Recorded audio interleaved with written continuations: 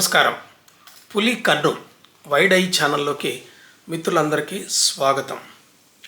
మాయా బజార్, ఎన్టీఆర్ ఏఎన్ఆర్ నటించిన మాయా బజార్ సినిమా పౌరాణిక సినిమా కాదు, అది సాంఘిక సినిమా అని చెప్పి కొద్ది రోజుల క్రితం ఒక వీడియో చేశాను. దాంతో ఒకరిద్దరు మిత్రులు నాకు ఫోన్ చేసి, అదేంటంటే బంగారం లాంటి పౌరాణిక సినిమాని సాంఘిక సినిమా అంటారు అని అన్నారు. దాని అర్థం వేరండి, ఒక 5-6 ఎపిసోడ్లు చేస్తాను, దీని మీద మీరు చూడండి అని చెప్పాను. లోపలికి పోయే ముందు మిత్రులకు ఒక సూచన. నా ఛానల్ని చాలామంది మిత్రులు చూస్తున్నారు, కొన్ని వేల మంది సబ్స్క్రైబ్ చేయని వాళ్ళు చూస్తున్నారు. మీరు సబ్స్క్రైబ్ చేస్తే, మీకు నచ్చిన వీడియో మీద లైక్ చేస్తే, దానివల్ల ఎక్కువ మంది మిత్రులు ఉచితంగా చూసే అవకాశం దొరుకుతుంది. కనుక నా ఛానల్కి సబ్స్క్రైబ్ చేయండి, మీకు నచ్చినప్పుడు లైక్ చేయండి. ఇక విషయంలోకి వస్తున్నాను. మాయాబజార్ సినిమా సాంఘిక సినిమా అని ఎందుకు అంటున్నానంటే, ఇంతకుముందు ఎపిసోడ్లో నేను చెప్పాను, అది ఒక కల్పిత కథ, ఒక జానపద కథ. ఆ జానపద కథను తీసుకొని మహాభారతంలో భాగంగా దాన్ని కథను మలచారు. ఈ కథ దాదాపు 100 సంవత్సరాల క్రితం నుంచి కూడా నాటక రూపంలో ఉంది, యక్షగానాల రూపంలో ఉంది. ఆ తర్వాత 1936లోనే మాయాబజార్ కథని సినిమాగా తీశారు. వేరువేరు ఉత్తర భారతదేశం భాషల్లో కూడా ఈ సినిమా వచ్చింది. ఈ శశిరేఖ అనే అమ్మాయి బలరాముడు కూతురు అని చెప్పి తర్వాత వచ్చినటువంటి కథ అంతా కూడా అసలు భారతంలో లేని జానపద కథ. ఈ విషయం ఇంతకుముందు మనం చెప్పుకున్నాం కాబట్టి ఇంక లోపలికి వెళ్దాం. ఈ సినిమా 1957లో వచ్చింది. దీనికి దర్శకత్వం వహించింది కేవి రెడ్డి గారు. ఈ సినిమాలో మాటలు పాటలు రచించింది పింగళ నాగేంద్రరావు గారు. దాంట్లోనే చాలా గొప్పతనం ఉంది.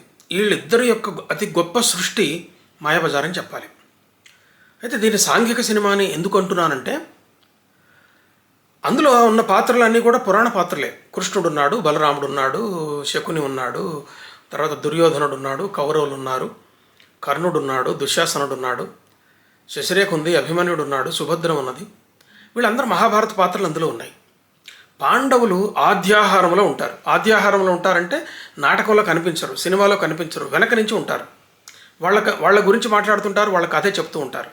ఇది జరుగుతూ ఉంటుంది.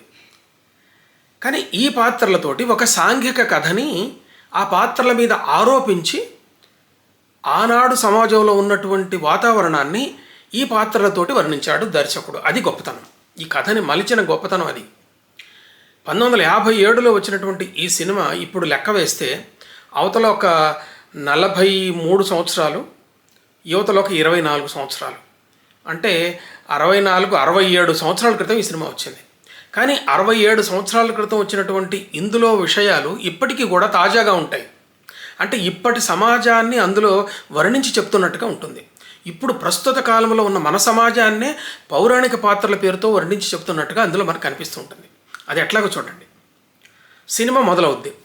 సినిమా మొదలైనప్పుడు టైటిల్స్ వగైరా అన్నీ అయిపోయిన తర్వాత ద్వారకా నగరంలో సీన్ ఓపెన్ అవుద్ది. సినిమాలో ద్వారకా నగరంలో ఆ కోటలో, అది బలరాముడు కృష్ణుడు ఉన్నటువంటి కోటలో పైన నగారాలు మోగిస్తూ పైన నవబత్తులు ఊదుతూ ఉండగా తెర ఓపెన్ అవుద్ది.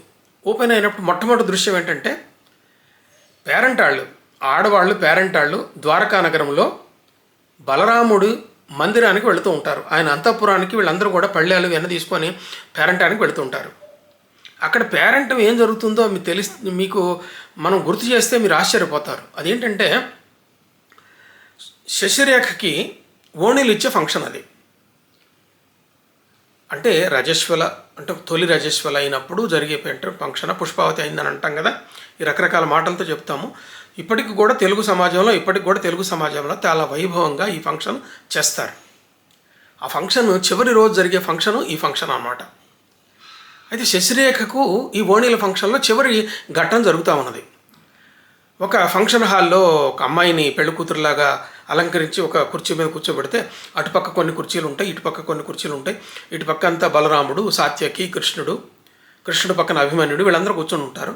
ఇటుపక్క రుక్మిణి, ఛాయాదేవి అంటే అక్కడ అందులో బలరాముడు భార్య రేవతీదేవి అనమాట. రుక్మిణి, వీళ్ళందరూ ఇటుపక్క ఆడవాళ్ళందరూ, ఇటుపక్క అంతఃపురంలో ఉన్నటువంటి ఆడవాళ్ళందరూ ఇటుపక్క కూర్చొని ఉంటారు. సరిగ్గా ఆ స్ట్రక్చర్ ఎంత ఎట్లా ఉంటుందంటే, ఇప్పుడు కనుక ఫంక్షన్ హాల్లో కనుక ఒక మంచి సింహాసనం లాంటి కుర్చీ మీద అమ్మాయిని కూర్చోబెట్టి మిగతా వాళ్ళందరూ వచ్చి ఆశీర్వదిస్తుంటే ఎట్లా ఉంటుందో అలా ఉంటుందన్నమాట. సీన్ కట్ చేస్తే అక్కడ ఈ దృశ్యం ఓపెన్ అయినప్పుడు అక్కడ ఇటు వచ్చినటువంటి పేరెంట్ వాళ్ళందరూ కూడా మంగళహారతులు పాడినట్టుగా ఒక పాట పాడుతుంటారు. శ్రీకరులు దేవతలు శుభమస్తు అనగా చిన్నారి శశిరేఖ వర్ధిల్లవమ్మ, ఇది పాట. చాలా బాగుంటుంది. ఈ పాట వస్తూ ఉంటే ఒక్కొక్కళ్ళు వచ్చి ఆశీర్వదిస్తుంటారు అనమాట. ఇప్పుడు కనుక మనకి పెళ్లిలో రిసెప్షన్ జరుగుతుంటుంది కదా, పెళ్లిలో రిసెప్షన్ కానీ ఇట్లాంటి ఓణీల ఫంక్షన్ కానీ జరిగేటప్పుడు ఒక్కొక్కళ్ళు రావటం, అక్షంతలు వేయటం, లేకపోతే ఆమెకి కుంకుమ బొట్టు పెట్టడం, లేకపోతే గంధం రాయటం, రాసి పక్కకి తిరిగి ఫోటో దిగటం, వాళ్ళు వెళ్ళిపోతే ఇంకొకళ్ళు రావటం. సరిగ్గా ఇలాంటి ఘటన చూపిస్తాడు కేవీ రెడ్డి గారు. ఇట్లాగే ఉంటుంది. నేను మాయాబజార్ సినిమాని సాంఘిక సినిమాని ఎందుకంటున్నానంటే ఇదే. సరిగ్గా ఒక ఫంక్షన్ హాల్లో ఇప్పుడు మనం ఎట్లా జరుగుతాం అట్లా జరుగుతాం. ఏమండి, ఇప్పుడు దేవతలకు ఇట్లాంటి ఆచారం ఉందో లేదో ఎవరికి తెలుసు అండి? దేవతల ఇళ్లల్లో వాళ్ళు పెళ్ళిళ్ళు చేసుకుంటారు, శుభకార్యాలు జరుగుతాయి, ఇవన్నీ నిజమే. కానీ దేవతల్లో అమ్మాయిలకి పుష్పావతి ఫంక్షన్ చేస్తారని, ఓణీలు ఫంక్షన్ చేస్తారని ఎవరికైనా తెలుసా? ఎవరికి తెలియదు. అసలు అలాంటివి ఉంటాయో లేదో కూడా మనకు తెలియదు. అసలు వాళ్ళ పెళ్ళిళ్ళు వేరే, వాళ్ళకి జరిగే అన్నీ కూడా వేరు వేరు ఉంటాయి. కానీ ఇది ఎవరు ఊహించలేదు. కానీ కేవీ రెడ్డి గారు ఆనాడు జరుగుతున్నటువంటి సమాజంలో జరుగుతున్న విషయాల్ని ఈ పౌరాణిక పాత్రల మీద ఆరోపించి చెప్పాడనమాట. మొట్టమొదట ఆమె తల్లి వస్తుంది. తల్లి ఎవరంటే రేవతీదేవి వచ్చి అక్షంతలు వేసి ఆశీర్వదించి బొగ్గలు పుణికి పుచ్చుకొని ఆమె భర్త వైపు చూస్తుంది అనమాట. బలరాముడు వైపు, గుమ్మడి బలరాముడు వస్తాడు, వచ్చి ఆ బిడ్డని ఆశీర్వదించి వెళ్ళిపోయిన తర్వాత అప్పుడు పోయి కూర్చుంటుంది ఛాయాదేవి, అంటే రేవతీదేవి పోయి కుర్చీలో కూర్చొని ఇటు పక్కన ఉన్నటువంటి ఆమె రుక్మిణి వైపు చూస్తుంది.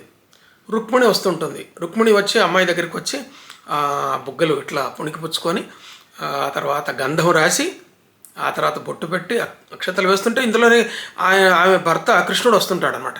ఇప్పుడు కూడా అంతే. ఫంక్షన్ హాళ్ళల్లో మనము అబ్బాయిలను అమ్మాయిలను ఆశీర్వదించేటప్పుడు భార్య భర్త ఇద్దరు పోయి ఆశీర్వదించడం, తర్వాత ఆ భక్షంతులు వేసిన తర్వాత ఇటు తిరిగి ఫోటో దిగటం, ఇది కనపడుతుంది. సరిగ్గా రుక్మిణి కృష్ణుడు అట్లా వచ్చిన తర్వాత వాళ్ళు అలా వెళ్ళిపోతుంటారు. అప్పుడు ఈ రేవతీదేవి సుభద్ర వైపు చూస్తుంది.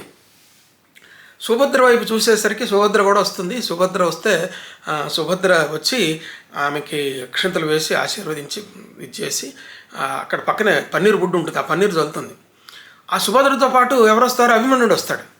అభిమన్యుడు అంటే ఆమెకు బావ. మరి అభిమన్యుడు వచ్చి ఇట్లా ఆ పన్నీరు బొడ్డు పట్టుకొని విపరీతంగా జల్లులుగా కొడతాడనమాట.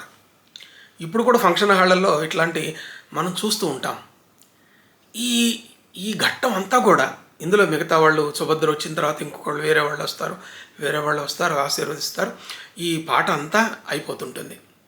ఈ పాట అంతా అయిపోయేసరికి ఈ ఓణీల ఫంక్షన్ అయిపోద్ది అనమాట. ఈ ఓణీల ఫంక్షన్ ఎక్కడ జరిగింది? ద్వారకలో జరిగింది. మరి ద్వారకలో సుభద్ర ద్వారకలో ఉండదు కదా. సుభద్ర ఎక్కడ ఉంటుంది? హస్తినాపురంలో ఉంటుంది. హస్తినాపురం నుంచి ఈ ఫంక్షన్ కోసం వచ్చిందనమాట. ఎవరు వచ్చింది? సుభద్ర అంటే శశిరేఖ మేనత్తని పిలిచారు. అంటే పాండవులు కూడా మేనమామలను కూడా పిలిచే ఉంటారు, కానీ వాళ్ళు బిజీగా ఉండటం వల్ల వాళ్ళు రాలేదు. వాళ్ళు రాకపోయినా కానీ మేనత్త రావాలి కనుక మేనత్త ఈ ఫంక్షన్కి వచ్చింది. సుభద్ర ఫంక్షన్కి వచ్చిన తర్వాత వాళ్ళంతా ఇంకా సుభద్ర ఈ సీన్ కట్ చేస్తే, ఈ సీన్ అయిపోయిన తర్వాత సుభద్ర తిరిగి అత్తవారింటికి పోయే దృశ్యం వచ్చిందనమాట. సో ఫంక్షన్ హాల్ నుంచి ఇంటికి వచ్చారు. ఇంటికి వచ్చిన తర్వాత ఈ కౌరవులు ఈ బలరాముడు కృష్ణుడు వీళ్ళ బలగం అంతా అంతఃపురం నుంచి ఆ మందిరం నుంచి బయటకు వస్తారు. బయటకు వచ్చి బోల్డంతమంది చుట్టాలు అందరూ నిలబడతారనమాట. నిలబడేసరికి ఈ లోపల ఒక కారు, మన పోర్టుకో దగ్గరికి కారు వచ్చినట్టుగా రథం వస్తుంది. ఆ రథంలో వచ్చినప్పుడు సుభద్రకి వీడ్కోలు చెప్పాలి, సెండ్ ఆఫ్ చెప్పాలన్నమాట. ఆ రథంలో ఎవరు కూర్చొని ఉంటారు? అభిమన్యుడు శశిరేఖ కూర్చొని ఉన్నారు అక్కడ. అందులో చిన్నపిల్లలు వాళ్ళంతా అప్పుడే 12 ఏళ్ళు 13 ఏళ్ళు 13 ఏళ్ళు 12 ఏళ్ళు ఉంటాయి అన్నమాట. చిన్నపిల్లలు, ఆడుకునే పిల్లలు. అయితే అక్కడికి వచ్చిన తర్వాత ఏం జరిగింది? ఇక్కడ సుభద్ర రథం దగ్గరికి వస్తుంది. రథం దగ్గరికి వస్తే అందరూ వీడ్కోలు చెప్తుంటారు. బలరాముడు వీడ్కోలు చెప్పాడు, అమ్మ జాగ్రత్త పోయిరా అంటాడు, చెల్లెలు కదా. మరి కృష్ణుడికి ఇంకా ఎక్కువ ఇది, సుభద్ర నువ్వు అక్కడికి పోయిన తర్వాత ధర్మరాజుని, అర్జునుడిని, మిగతా పాండవులందరినీ వాళ్ళ కుశలం అడిగానని చెప్పు. ఇప్పుడు కూడా మనం అడిగానని చెప్పు అంటుంటాం కదా, అట్లాగే కుశలం అడిగానని చెప్పు అంటాడు. రుక్మిణిగాడు వచ్చి కుశలం అడుగుతుంది. సుభద్ర ఇది తర్వాత రేవతీదేవి వస్తుంది అనమాట. రేవతీదేవి వదిన కదా, వదిన కొద్దిగా గిచ్చేటట్టు మాట్లాడుద్ది. ఏం మాట్లాడుద్ది అంటే, ఏమమ్మా సుభద్ర, నువ్వు అత్తవారింటికి పోయిన తర్వాత ఆ వైభవం చూసి మమ్మల్ని మర్చిపోతావేమో సుమా అంటుంది. అప్పుడు ఆమె కొంచెం బాధేస్తుంది. బాధేసి వదిన వేళాకోళానికన్నా ఇలాంటి మాటలు బాధ పెడతాయి వదిన అని అంటుంది. సరేలేమ్మా బాధ పెడితే అట్లేం కాదులే కానీ శశిరేఖ అక్కడ కూర్చొని ఉంటుంది. దిగమ్మా దిగము అని అంటుంటే ఆహా నేను బావతో వెళ్ళిపోతానంటుంది. అయిపోతే పక్కన అభిమన్యుడు ఉంటాడు. అభిమన్యుడే పిల్లవాడు, వాడు కూడా పిల్లవాడు. శశిని నేను హస్తినాపురం మా ఊరు తీసుకెళ్తాను అంటాడు. అప్పుడు పక్కన రుక్మిణి ఉండి ఏముంటుందంటే చాలా చమత్కారంగా అంటుంది అనమాట. ఏముంటుందంటే తండ్రికి తగ్గ కొడుకే అనిపించాడు అంటది. అటు కృష్ణుడు ఓడిపోయి చూసి నవ్వుతుంటాడు అనమాట. తండ్రికి తగ్గ కొడుకు అని ఎందుకన్నది అంటే ఇప్పుడు శశిరేఖను ఎత్తుకుపోవాలనుకుంటున్నా అంటాడు కదా ఆయన. మరి తండ్రి ఎవరు? అర్జునుడు. అర్జునుడు చేసిన పని ఏంటి? సుభద్రను ఎత్తుకుపోయినాడు. అందుకనే తండ్రికి తగ్గ కొడుకే అంటది. ఈ దృశ్యం అయిన తర్వాత వాళ్ళు సాత్యకి వీళ్ళందరూ వాళ్ళకి చెప్పి వాళ్ళ సెండ్ ఆఫ్ చెబుతారు. సుభద్ర వెళ్ళిపోద్ది. కట్ చేస్తే ఇంకొక దృశ్యం వస్తుంది. మిత్రులారా, ఈ రకంగా మనం మాయాబజార్ సినిమా చూస్తుంటే మొత్తం ఈ రోజున సొసైటీలో జరిగే విషయాలన్నీ కూడా మాయాబజార్ సినిమాలో అచ్చమైనటువంటి సాంఘిక వాతావరణాన్ని పౌరాణిక పాత్రల మీద ఆపాదించి చెప్పాడు. ఇది వచ్చే ఎపిసోడ్లో మరిన్ని విశేషాలు తెలుసుకుంది. ఇక్కడ కట్ చేస్తే ఏ దృశ్యం వస్తుంది, అది సాంఘిక సినిమా ఎట్లా అవుద్దని చెప్తాను. మిత్రులారా, ఇలాంటి సినిమా రివ్యూల కోసం, ఇలాంటి సామాజిక విషయాలు, సాహిత్య విషయాల కోసం పులి కన్ను వైడ్ ఐ ఛానల్కి సబ్స్క్రైబ్ చేయండి. ఈ వీడియో మీకు నచ్చితే లైక్ చేయండి, మిత్రులకు షేర్ చేయండి. నమస్తే.